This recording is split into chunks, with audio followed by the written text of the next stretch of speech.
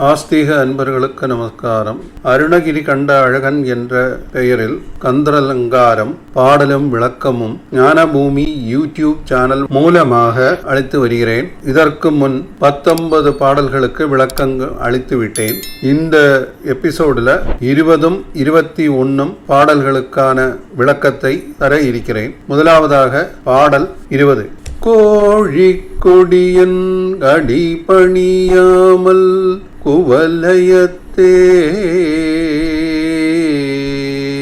வாழக் கருதும் மதியிலிகாள் உங்கள் வல்வினை நோய்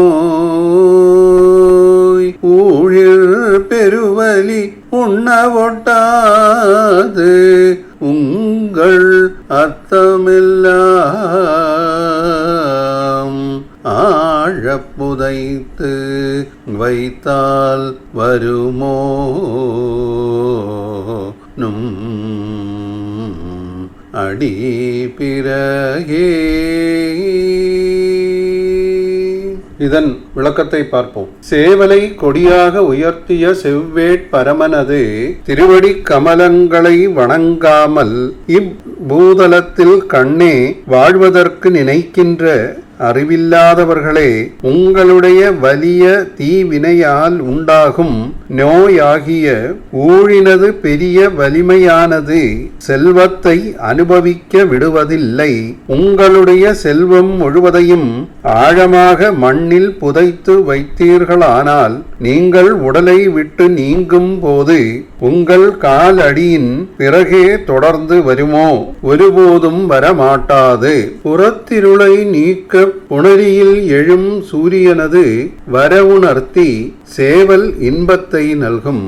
அகத்திருளை நீக்க அருளாழியில் எழும் குக பிரம்மமாம் ஞான சூரியனை கூவி அழைத்து அச்சுர ஞான பானுவின் வரவுணர்த்தி பேரின்பத்தை வழங்கும் நாதஸ்வரூபியாகிய எம்பிரான் கொடியிலுள்ள சேவல் விளங்குகின்றது. முருகப்பெருமானது திருவடி தாமரையை வணங்குவதே அறிவுடைமையாகும். அறிவு பெற்றதற்கு பயன் இறைவனை வழிபடுவதே. இறைவனை அறியும் அறிவே மெய் அறிவு. அறிவு பெறாதவர் அறிவிலிகளே. என்ன இருந்தும் பயனில்லை. இறைவனை அறியும் அறிவே மெய் அறிவு. அவனுடைய அறிவெல்லாம் எமை அறியும் அறிவே என்று பெரிய புராணத்தில் வரும் சிவபிரான் திருவாக்கையும் உண்ணுக. பொருள் ஈட்டுவதற்கு ஒரு ஊழ், அதனை துய்ப்பதற்கு ஒரு ஊழ். சிலர் ஓயாமல் உழைத்து பொருளை ஈட்டி அதனை சிறிதும் அனுபவிக்காமல் பொருள் காக்கும் பூதம் போல் காத்திருந்து வீணே விழிவர். பனியால் வாடுபவன் ஓயாமல் சருகு தேடி குளிர் காயாமல் உழல்வது போல் ஆகும். பனியால் வாடுபவன் ஓயாமல் சருகு தேடி குளிர் காயாமல் உழல்வது போல் ஆகும். ஊழின் வலி உண்ண ஒட்டாமல் தகைக்கின்றது. பண்டை காலத்தில் செல்வங்களை புதைத்து வைப்பது வழக்கமாயிருந்தது. மரண யாத்திரை போகும் கால் தேடி புதைத்த செல்வம் உடன் தொடர்ந்து செல்வதில்லை. அத்தமும் வாழ்வும் அகத்துமட்டே விழி எம்பொழுக மெட்டிய மாதரம் வீதிமட்டே என்ற பட்டினத்தடிகள் திருவாக்கையும் நோக்குக. நாம் செய்த தருமமே தொடர்ந்து வந்து மறுபிறப்பில் உதவி செய்யும். இதன் கருத்து என்ன என்பதை பார்ப்போமா? குமார கடவுளை வணங்காமல் வாழ கருதும் அறிவிலிகளே, உங்கள் செல்வத்தை நீங்கள் செய்த ஊழ் உண்ண ஒட்டாது. அவைகளை ஆழ புதைத்து வைத்தால் உம்முடன் மறுபிறப்புக்கு தொடர்ந்து வராது. இத்துடன் பாடல் 20 முடிவடைகிறது. அடுத்து வருவது பாடல் 21. மரணம் பிரமாதம் நமக்கு இல்லையா என்றும் வாய்த்த துணை கிரண கலாபியும் வேலும் புண்டே கிங்கிணி முகுள கரண பிரதாப சஜி தேவி மங்கல்ய தந்து ரக்ஷா கிருபாகர ஞானாகர சுர பாஸ்கரனே கிருபாகர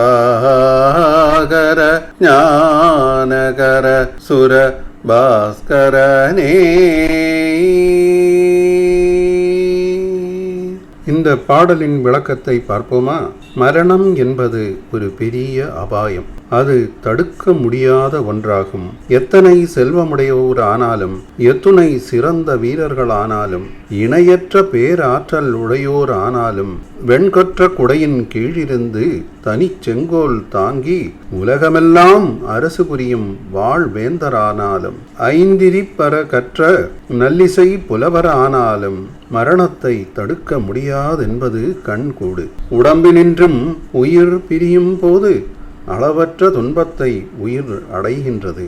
பயங்களுக்கெல்லாம் தலையாயது மரண பயமேயாம். மரண பயம் காலனை உதைத்த கண்ணுதர் கடவுளுடைய கனல் விழியினின்றும் பரம் சுடர் உருவாய் தோன்றிய கந்த கடவுளின் அடியார்க்கு ஒருபோதும் இல்லை. சூரபன்மனால் இந்திரன் மாண்டிருப்பானேயானால் இந்திராணி மங்கள நாள் இழந்திருப்பாள். அங்கனம் இழக்கா வண்ணம் எந்தை கந்தவேள் ஐராணியின் மங்கள நாணை காத்து அருள் புரிந்தனர். ஞானமே முருகவேட்கு வடிவம், ஞானத்திற்கு பிறப்பிடமும் இவரே, உறைவிடமும் அவரே. முருகனை வழிபட்டார்க்கே மெய்ஞானம் உண்டாகும். அகத்திருளை நீங்கும் ஞான சூரியனாகிய கந்தபெருமான் தேவர்களுக்கு அகற்றற்கரிய அந்தகாரத்தையும் நீக்குகின்றார். அதன் கருத்து என்ன? ஞான பண்டிதரே, தேவாதி தேவரே, தேவரீரது வேலும் மயிலும் எமக்கு துணையாயிருப்பதால் இனி எமக்கு மரண பயம் இல்லை. இத்துடன் இந்த எபிசோட் முடிவடைகின்றது. மீண்டும் அடுத்த எபிசோடில் சந்திப்போம். உருவாய் அருவாய் உளதாய் இலதாய் மறுவாய் மலராய் மணியாய் ஒளியாய் கருவாய் உயிராய் கதியாய் விதியாய் குருவாய் வருவாய் அருள்வாய் குகனே. திருச்சிற்றம்பலம்.